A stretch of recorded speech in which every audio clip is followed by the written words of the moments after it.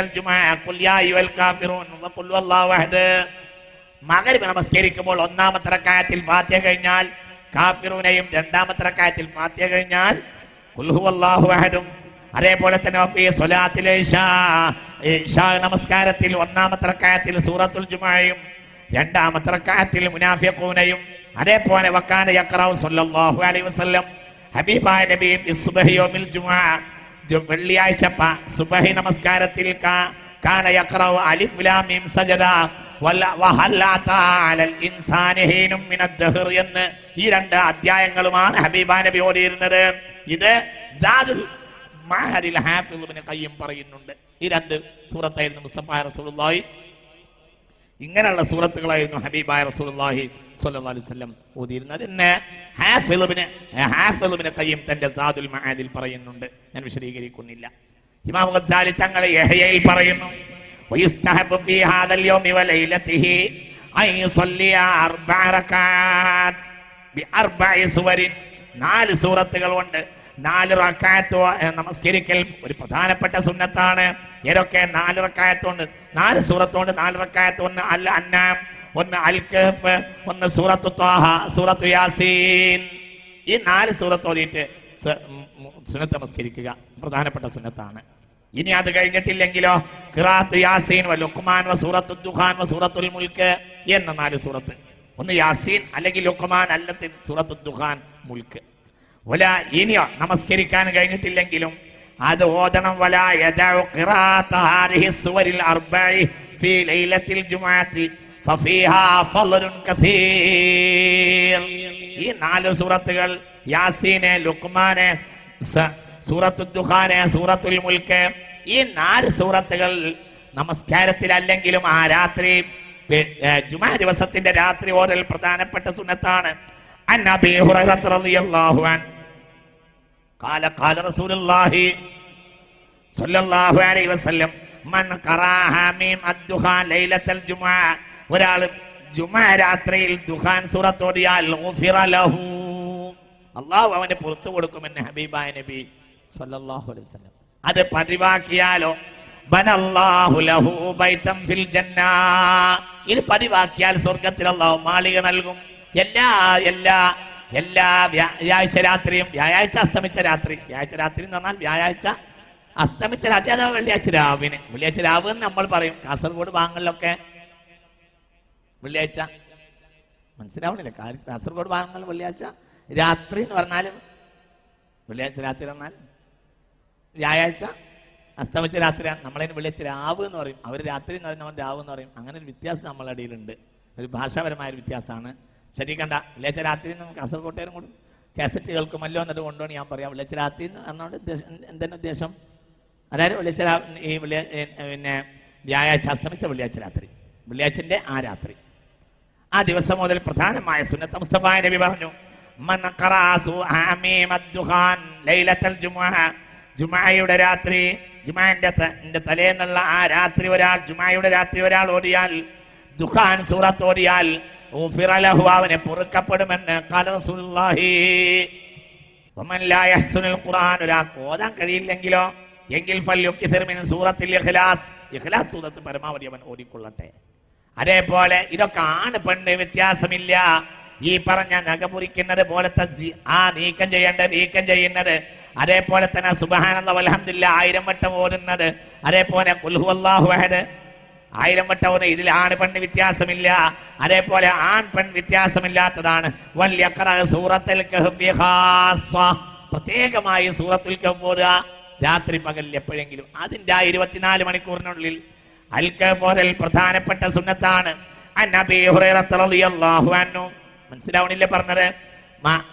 ചിന്തിക്കണം. ജുമുഅയുടെ രാവ് പകലിൽ എപ്പോഴെങ്കിലും, ജുമുഅയുടെ രാവ് പകലിൽ എപ്പോഴെങ്കിലും ഹബീബായ നബി പറഞ്ഞു, മൻ ഖറഅ സൂറത്തുൽ കഹ്ഫി ലൈലത്തുൽ ജുമുഅ ഔ യൗമിൽ ജുമുഅ ഉഅതിയ നൂറാ മിൻ തഹ്തി ഖദമിഹി ഇലാ അനാനിസ് സമാ. ഒരാൾ അൽ കഹ്ഫ് ഓതിയാൽ, ജുമുഅയുടെ രാത്രിയോ പകലിലോ ഒരാൾ അൽ കഹ്ഫ് ഓതിയാൽ ഉഅതിയ നൂറാ, അവന്റെ കാൽപാദത്തിന്റെ അടിമുതൽ ആകാശത്തിന്റെ ഉച്ചി വരെ അവൻ അല്ലാഹു പ്രത്യേകമായ അവന്റെ ഹിദായത്തിന്റെ നൂറ് കൊണ്ട് നിറക്കുമെന്ന് ഖാല റസൂലുള്ളാഹി വഗ്ഫിർ ലഹു മാ ബൈനൽ ജുമുഅത്തൈനി. രണ്ട് ജുമുഅന്റെ ഇടയിലുള്ള ദോഷം മുഴുവനും അല്ലാഹു തആല പൊറുക്കുകയും ചെയ്യും. രാവ് പകൽ എപ്പോഴെങ്കിലും അല്ലാഹു നമുക്ക് തൗഫീഖ് ചെയ്യട്ടെ. ഹബീബായ റസൂലുള്ളാഹി സ്വല്ലല്ലാഹു അലൈഹി വസല്ലമ തങ്ങൾ ദജ്ജാലിനെ കുറിച്ച് നീണ്ട കഥ പറഞ്ഞു. ബുഖാരി മുസ്ലിം ഒക്കെ രേഖപ്പെടുത്തിയ ഹദീസിൽ കാണാം. വലിയ കഥ കാര്യം പറഞ്ഞു. ദജ്ജാൽ ലഅനത്തുല്ലാഹി അലൈഹി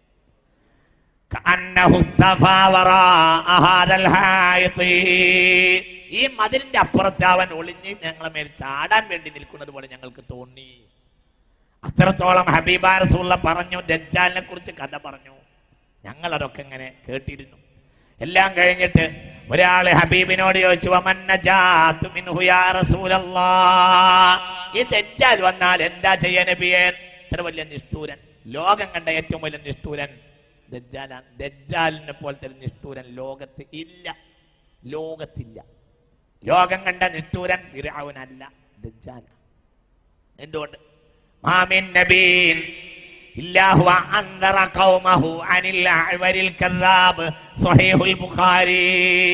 ഈ ഒറ്റക്കണ്ണനെ കുറിച്ച് പറയാത്ത ഒരു നബി ഉണ്ടായിട്ടില്ല ലോകത്ത്. അപ്പൊ എത്ര വലിയ ആള്? മൂസാ നബി മാത്രം ഫിർഔനെ പറ്റി പറഞ്ഞത്. ഇത് ലക്ഷക്കണക്കിന് ലോകത്തെ കടന്നു വന്നിട്ടുള്ള ലക്ഷക്കണക്കിന് അമ്പിയാക്കളിൽ മാമിൻ നബീൻ ഇല്ലാഹു അൻദറ ഖൗമഹു അനിൽ അഅ്വരിൽ കദ്ദാബ്. ഈ ഒറ്റക്കണ്ണനായ ഈ കോങ്കണ്ണനെ കുറിച്ച് പറയാത്ത ഒരു നബിയും ലോകത്തുണ്ടായിട്ടില്ല. എല്ലാ നബിമാരും പറഞ്ഞിരുന്നു ദജ്ജാൽ. ഓർക്കാണ്ട് പറയും ദജ്ജാൽ ഇവൻ വന്നാ എന്റെ ഇന്ന്. അപ്പോൾ ഹബീബായ നബി പറഞ്ഞു, ദജ്ജാൽ വന്നാലോ പേടിക്കണ്ട, ആയുധങ്ങളെ കയ്യിലുണ്ടല്ലോ. ഏതായാലും അങ്ങോട്ട് ഓടി തുടങ്ങിക്കോളൂ. സ്വഹീഹ് മുസ്ലിം ഈ ഹദീസ് രേഖപ്പെടുത്തിയിട്ടുണ്ട്. അൽക പണ്ട് ഓടിക്കോളൂ.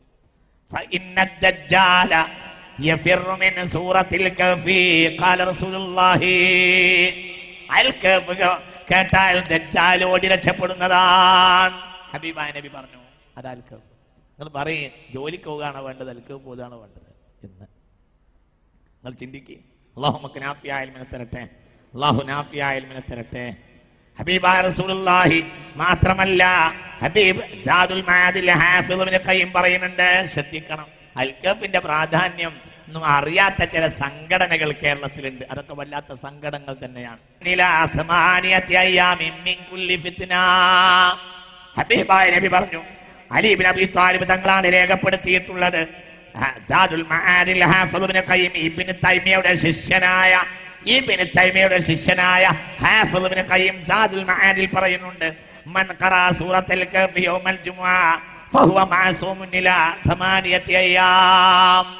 ഒരാൾ അൽ കഹ്ഫ് വെള്ളിയാഴ്ച ഓതിയാൽ 8 ദിവസത്തിന് ആപത്ത് വരികയില്ല. വൈൻ ഖറജ ദജ്ജാലു ഉസിമ മിൻഹു. ദജ്ജാൽ വന്നാൽ പോലും ആപത്തുണ്ടാവില്ല. ദജ്ജാലിന് തൊടാൻ പോലും പറ്റില്ല ഈ മനുഷ്യനെ. എന്ത് ചെയ്ത ആളെ വെള്ളിയാഴ്ച അൽ കഹ്ഫ് ഓതിയാൽ മൻ ഹഫിള 10 ആയാതിൻ മിൻ ഫവാതിഹിൽ കഹ്ഫി ഉസിമ മിനദ് ദജ്ജാൽ. അൽ കഹ്ഫിലെ ആദ്യത്തെ 10 ആയത്ത് ആരെങ്കിലും കാണാതെ പഠിച്ചാൽ അവന് ദജ്ജാലിന്റെ ഉപദ്രവം ഒരു കാലത്തുണ്ടാവില്ല. സ്വഹീഹ് മുസ്ലിം. അൽ കഹ്ഫിന്റെ ആദ്യത്തെ 10 ആയത്ത് എത്ര ഉണ്ട്? അൽ കഹ്ഫിൽ ആകെ ആയത്ത് 110 ആയത്ത് അൽ കഹ്ഫിലുള്ളത്.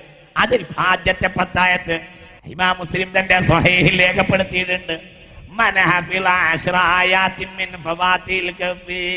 അൽ കഹ്ഫിന്റെ ആദ്യത്തെ 10 ആയത്ത് ഒരാൾ കാണാതെ പഠിച്ചാൽ ഉസിമ മിനദ് ദജ്ജാൽ. ദജ്ജാലിന്റെ ഫിത്ന പോലും വരില്ല. ഈ ഹദീസ് അബൂദാവൂദ് രേഖപ്പെടുത്തിയിട്ടുണ്ട്. ആദ്യം പറഞ്ഞ ഹദീസ് മുസ്ലിമിലുണ്ട്, രണ്ടാമത്തെ അബൂദാവൂദിലുണ്ട്. ഒന്നുകൂടി ഞാൻ പറയാം.